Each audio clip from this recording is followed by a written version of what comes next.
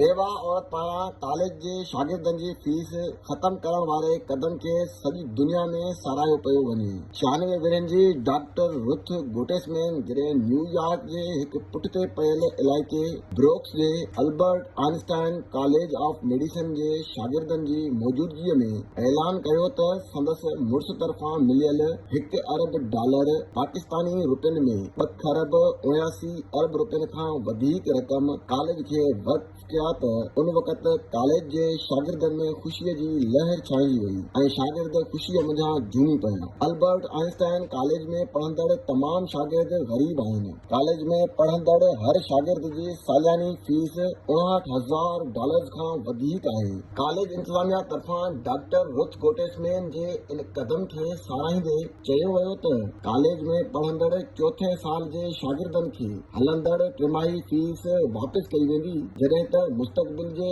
तमाम शागिर्दनि जी फीस अगस्त 2024 खां वठी ख़त्म कई वेंदी।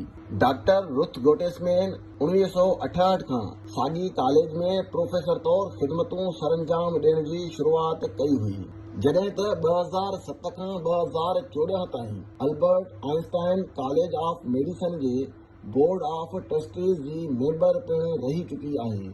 डॉक्टर रुथ गोटेसमैन जो चवणु आहे त संदसि मुड़ुस तरफ़ां अमरीकी कंपनीअ में लॻायल लाॻत मां कमायल इहा रक़म खेसि ॾींदे इहो चई हैरान कयो हो त हू हिन पैसनि खे किथे बि इस्तेमालु करे सघे थी।